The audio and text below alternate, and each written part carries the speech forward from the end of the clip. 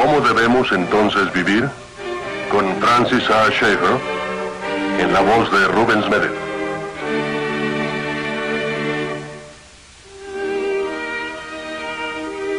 Hoy presentamos la era científica.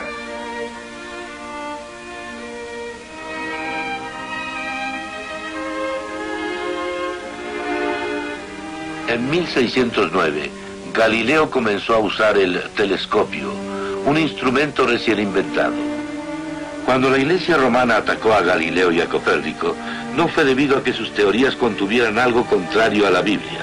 Las enseñanzas de Copérnico y Galileo negaban los elementos aristotélicos que habían llegado a ser parte de la enseñanza de la Iglesia. Y lo que vio y escribió indicaba que Aristóteles se había equivocado en sus ideas básicas sobre la conformación del universo. Copérnico enseñó que la Tierra giraba alrededor del Sol, y no el Sol alrededor de ella. Y Galileo defendió la compatibilidad de Copérnico con la Biblia. Condenado por la Inquisición romana, en 1632, Galileo fue forzado a retractarse. Pero sus escritos continuaron testificando no solo que Copérnico tenía razón, sino que Aristóteles estaba equivocado.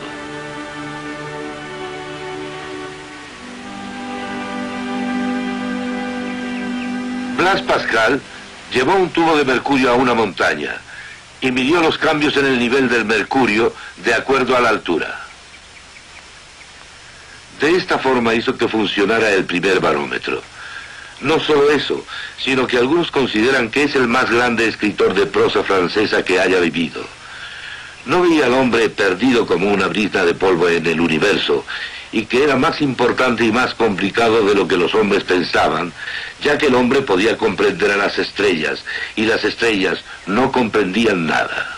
Además de esto, para Pascal, el hombre era especial, porque Cristo agonizó en la cruz por él.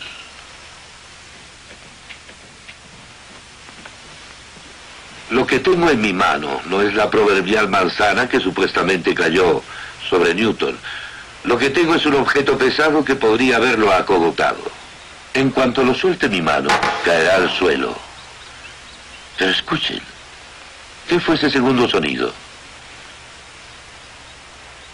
Escúchenlo de nuevo. Lo que oyeron, claro, es el eco. Aquí en la Universidad de Cambridge, Newton midió la velocidad del sonido al cronometrar el intervalo de un eco con una distancia conocida. Llegó además a la conclusión de que existía una fuerza universal de atracción entre todos los cuerpos en el universo. Llamó a esto gravedad. Los principios matemáticos de la filosofía natural de Newton se convirtieron en uno de los libros más decisivos en la historia del pensamiento humano. Se ha dicho que los científicos del siglo XVII tuvieron interés en el cómo, pero no en el por qué. Falso.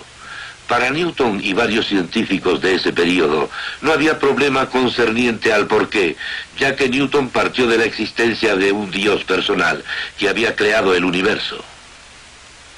Newton tenía un gran interés en la Biblia, porque en su concepto, el mismo Dios que había creado el universo dio a los hombres la verdad en la Biblia. Newton y los otros hombres de ese periodo hubieran quedado azorados de cualquiera que tuviese una obsesión por el cómo, sin tener un interés profesional en el porqué.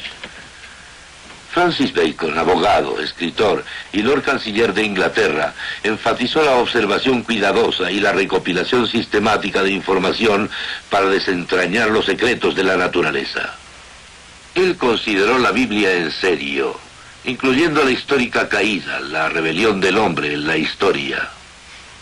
El hombre por la caída perdió al mismo tiempo su estado de inocencia y su dominio sobre la creación. Ambas pérdidas, sin embargo, pueden incluso en esta vida ser separadas en alguna medida. La primera por la religión y la fe, y la última por el arte y la ciencia. Para estos fundadores de la ciencia moderna, el hombre, incluyendo su ciencia, no está solo. tiene que considerar en serio la enseñanza de la Biblia en lo referente a la historia y el cosmos. Y el arte y la ciencia en sí mismos tienen valor para el hombre y Dios. Esto brindó un fuerte ímpetu a los cambios creativos de la ciencia, no para ser meramente algo pasajero, sino algo continuo. Dios mismo había dado con benevolencia el dominio sobre la naturaleza a los hombres, y para Bacon la ciencia tenía parte en esto. El indagar sobre el mundo era valedero, porque significaba investigar la creación maravillosa de Dios.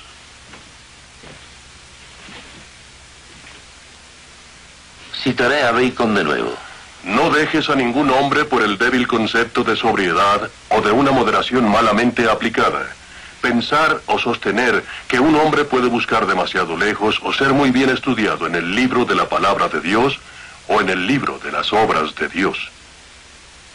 El libro de la palabra de Dios es la Biblia y el libro de las obras de Dios es el universo que Dios ha formado.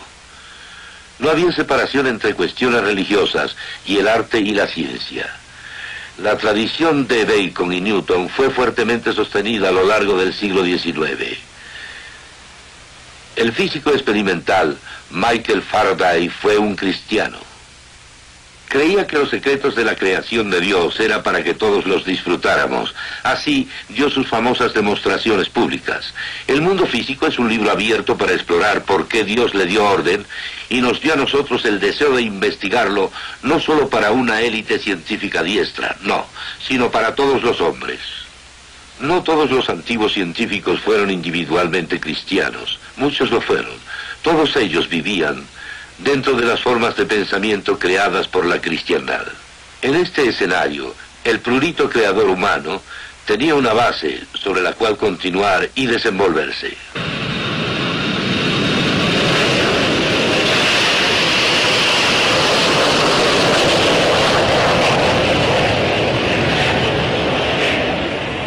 Al saber que el universo había sido creado por un Dios razonable, los científicos, sobre una base cristiana, fueron capaces de desenvolverse con confianza. Esperaban así poder investigar sobre el universo mediante la observación y la experimentación. Sin esta base, o este fundamento, la ciencia moderna occidental no hubiese nacido. Sin esta base, la ciencia china, aunque con promisorios comienzos, jamás obtuvo madurez. No se tenía confianza en que el código de las leyes naturales pudiese ser descifrado y leído, porque no existía la seguridad en que una divinidad, inclusive más racional que nosotros mismos, hubiese formulado alguna vez tal código capaz de ser leído. Esto fue dicho por Joseph Needham, un experto en este tema. Lo mismo se diría sobre los árabes y su ciencia. Sin una base cristiana, se desinteresaron en la ciencia con el tiempo. La base cristiana entonces no obstaculizó a la ciencia. La base cristiana hizo posible la ciencia moderna. En 1962, J. Robert Oppenheimer dijo que la ciencia moderna nació de la forma cristiana de vida. Su campo era el de la energía atómica. Era también director del Instituto de Estudios Avanzados en Princeton. Alfred North Whitehead, un reconocido matemático y filósofo, dijo que el cristianismo fue la madre de la ciencia. Esto lo sustentaron, por supuesto, en la Iglesia pre-reforma y luego en las doctrinas de los reformadores. Ambas sostenían que el universo fue creado por Dios y Él es un Dios razonable, como la Biblia dice que lo es. Podemos preguntar, ¿no es la ciencia ahora en su nuevo estado en el que el concepto de un universo ordenado ha desaparecido? Frecuentemente se dice que la visión del mundo de la relatividad, en donde no hay valores absolutos y que todo es relativo, es apoyada por Einstein en su teoría de la relatividad. Pero esto es falso. Einstein dijo que la luz viaja a velocidad constante en el vacío en todas partes del universo. Así pues, nada es menos relativo que la teoría de la relatividad. El mismo Einstein se opuso con fuerza a este tipo de pensamiento. No puedo creer que Dios juegue a los dados con el cosmos. En realidad vivimos en un universo de causa y efecto. Si este vehículo espacial ha de volar, tiene que construirse de acuerdo al orden existente del universo. Cuando algo pasa, no importa que sea en lo que creamos, buscamos algo que pasó previamente como una explicación. Si no fuese posible, nada podría explicarse y la ciencia no podría ser aplicada con entera confianza. Puesto que vivimos en un universo donde la causa produce el efecto, este vehículo espacial puede volar miles de millas y aterrizar con exactitud en el blanco. Causa: el vuelo de la aeronave está trazado. Efecto: aterriza donde debe hacerlo. Sabemos que vivimos en un universo que es más complicado que los hombres, incluyendo a los científicos, que una vez se pensó que lo fueran, pero eso está muy lejos del concepto de un universo fortuito. ¿Qué visión del mundo tenían Galileo, Newton, Faraday y otros científicos que coincidían en una base cristiana? Sostenían que el universo era un universo abierto, porque Dios y el hombre no son parte de una sola máquina cósmica. Hay algo profundo en esto. La máquina, ya sea la máquina cósmica o una hecha por los hombres, no es un amo ni una amenaza, puesto que esta máquina no incluye todo. Hay cabida para que el hombre sea hombre. Más tarde, cuando la base cristiana se perdió, las leyes mecánicas de causa y efecto que habían sido aplicadas a la química, a la astronomía y a la física, fueron aplicadas por igual al hombre y a la sociedad. Los antiguos científicos, los fundadores de la ciencia moderna, no hubieran aceptado este concepto. Con esto, por supuesto, no hubo cabida para Dios, y de igual manera no la hubo para el hombre como tal. El hombre murió, y con él el amor. La idea más antigua del hombre como observador de la naturaleza fue socavada por la idea de que el hombre era algo para ser observado al igual que el resto de la naturaleza. Darwin, en su Origen de las especies, dice que toda clase de vida evolucionó de formas más simples por la supervivencia del más apto.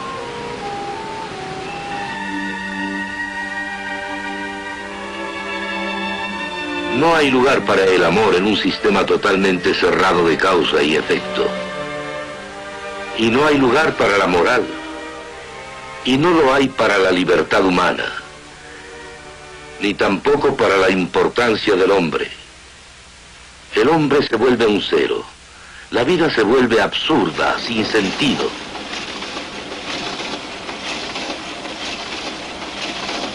El concepto de una línea continua a partir de la molécula al hombre, meramente en base al tiempo o al azar, no responde a ninguna de las dos cuestiones del cómo o el por qué de que se ocuparon Newton y Bacon. Murray Eden, profesor del ITM, ha emprendido estudios estadísticos que indican que el mero azar no pudo haber producido la complejidad biológica del mundo entre el caos en ningún espacio de tiempo hasta ahora sugerido. La revista Investigación Científica discutió sobre Murray Eden y su obra en un artículo titulado «Los matemáticos cuestionan al darwinismo». Ha pasado suficiente tiempo para la selección natural, como se ve a través de los ojos del darwinismo o neodarwinismo, para operar y dar lugar a los fenómenos observados en la naturaleza. No, dicen estos matemáticos. Nadie ha demostrado cómo el hombre haya podido venir del no hombre en base al tiempo y al azar. Lo trágico es que, ya que se ha aceptado el concepto de supervivencia del más idóneo, toda restricción desaparece. Esto abrió las puertas para que el racismo del siglo XX fuese sancionado y hecho respetable en nombre de la ciencia.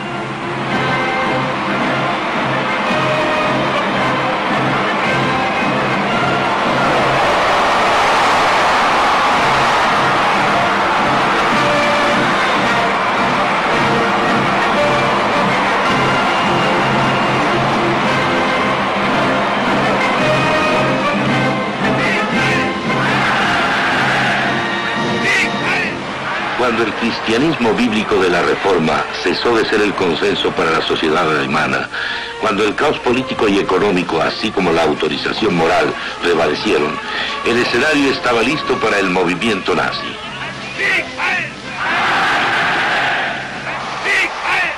Heinrich Himmler, que fue jefe de la Gestapo, estableció que la ley de la naturaleza debía seguir su curso en la supervivencia del más apto. Hitler estableció en varias ocasiones que el cristianismo y su concepto de caridad debían ser reemplazados por la ética de la fuerza sobre la debilidad, la supervivencia del más apto. Hubo muchos factores en el surgimiento del nacionalsocialismo en Alemania, pero en ese escenario el concepto de la supervivencia evolutiva del más apto sancionó lo que ocurrió.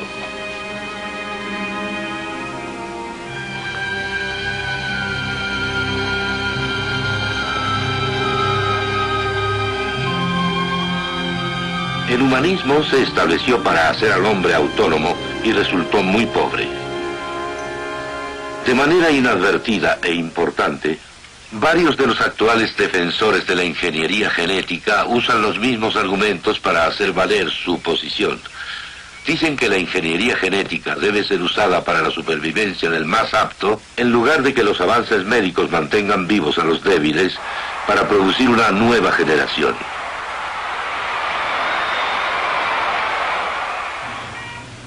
Cuando el consenso cristiano desapareció, dejó un vacío, el que sería aprovechado por una élite para formar un Estado autoritario. Cuando hablamos del Estado autoritario no debemos pensar en el modelo de Hitler o Stalin, sino más bien en un manipulador Estado autoritario. Los gobiernos del mundo tienen a su disposición formas de manipulación más allá de lo que el mundo haya conocido anteriormente. Los trasplantes de órganos son un descubrimiento útil y podemos alegrarnos de ello. Para obtener el riñón necesario y otros órganos para trasplantes, el cirujano naturalmente tiene que esperar la muerte del donante. La definición aceptada de muerte solía ser el paro de los latidos o de la respiración. Ahora la definición es una onda cerebral nula. Esto no es erróneo en sí mismo, pero da lugar al aprovechamiento del muerto. Mediante la onda cerebral nula, estos cuerpos pueden mantenerse vivos indefinidamente para aprovechar su sangre, aprovechar sus órganos para trasplantes y para la experimentación. Sin la línea absoluta que el cristianismo da del hombre como ser único, las cosas que no son buenas en sí mismas pueden conducir a una creciente pérdida de la humanidad. Para el hombre moderno no hay límite marcado entre lo que debería y lo que no debería ser, y hace entonces todo lo que puede hacer. Cualquier deber moral es solo lo que es sociológicamente aceptado en ese momento. Siendo cristiano, posee un punto de referencia en la Biblia, un punto de referencia mediante sus enseñanzas, y de esta manera poseo la base con que juzgar toda obra. Por otro lado, si se me deja sin ningún punto fijo por el cual juzgar las cosas sin recovecos, como sería adoptar las ideas que me son arrojadas a mí, no poseo base alguna de juicio. Se me deja desnudo ante lo que me es arrojado a mí, sin una posible forma de hacer un análisis crítico.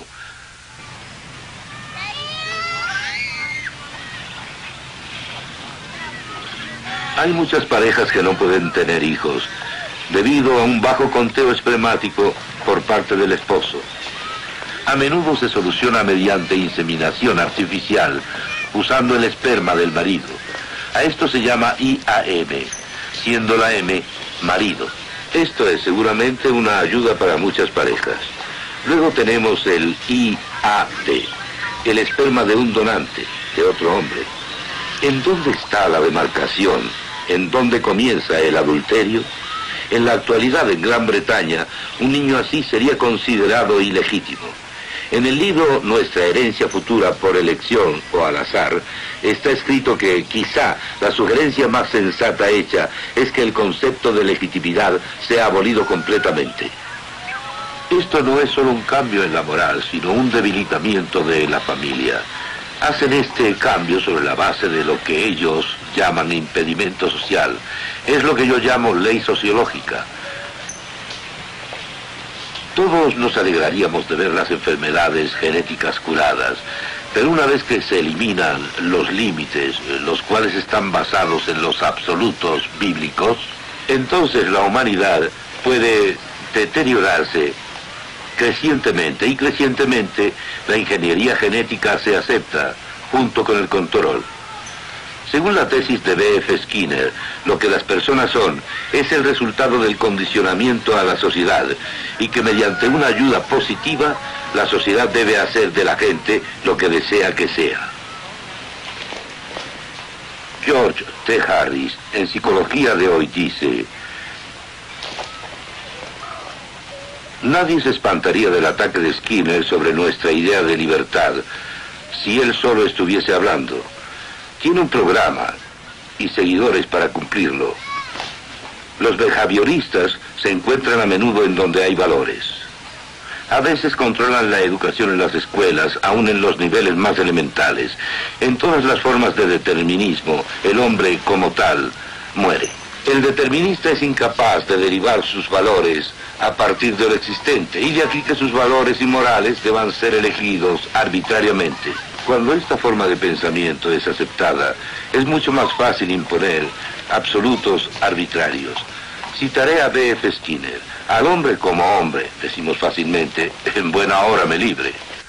Creo que deberíamos decir, y no es del todo trillado aunque se haya dicho a menudo, que la ciencia se ha vuelto nuestra nueva religión.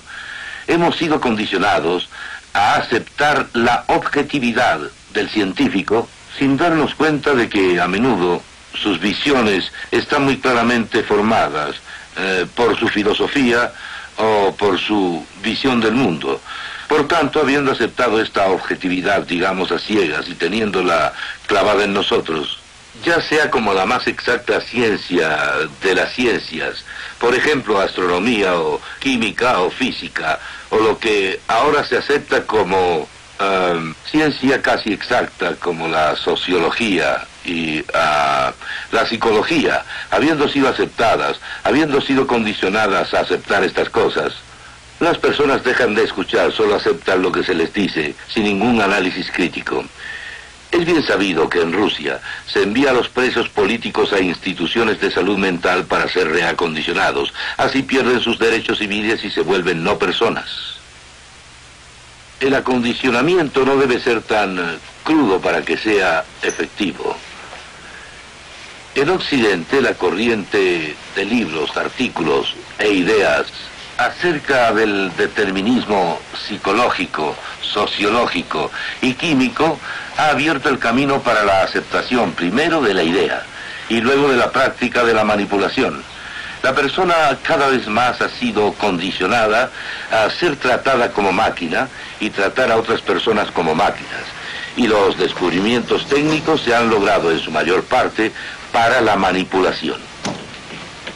Arthur Koestler, renombrado científico y autor, ha sugerido que se desarrolle un agente químico para librar a los hombres de la agresión y darles tranquilidad. En otras palabras, un supertranquilizante. Al igual que aquellos que querían poner LSD en el abastecimiento de agua, sugirieron que alguna comunidad podría ponerla en su agua potable para que todos pudieran obtener sus efectos. En esta sección les estoy dando a conocer lo que se ha informado en varios periódicos y revistas noticiosas. Kenneth B. Clark, una vez presidente de la Asociación Psicológica Norteamericana, sugirió en 1971 que todos los líderes políticos deberían tomar píldoras de antiagresión para que no fuesen agresivos. Y el jefe del Departamento de Ginecología y Obstetricia de la Escuela de Medicina de Kansas City, el doctor Kermit Cranty, instó a que se pusieran píldoras anticonceptivas en los abastecimientos de agua para controlar la población. Y algunos han sugerido que el Estado podría surtir de otra droga a ciertas familias para neutralizar la píldora. De esta forma el Estado podría decidir quiénes podrían tener bebés y quiénes no.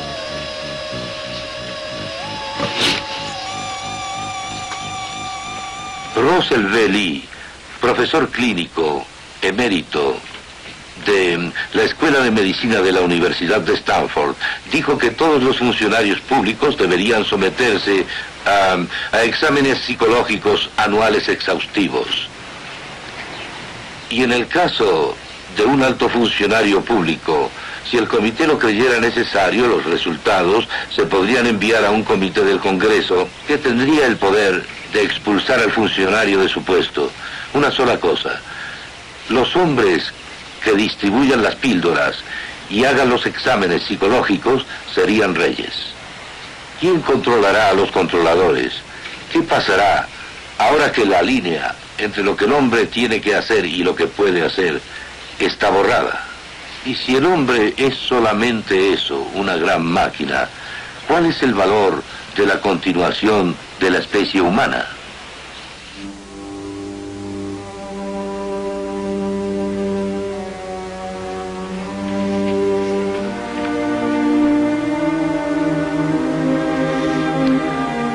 Lo que hizo que existiera una diferencia entre la visión de los antiguos científicos y lo que denota a los hombres de hoy, que ven al hombre solamente como parte de una máquina cósmica, no es algo que la ciencia haya demostrado.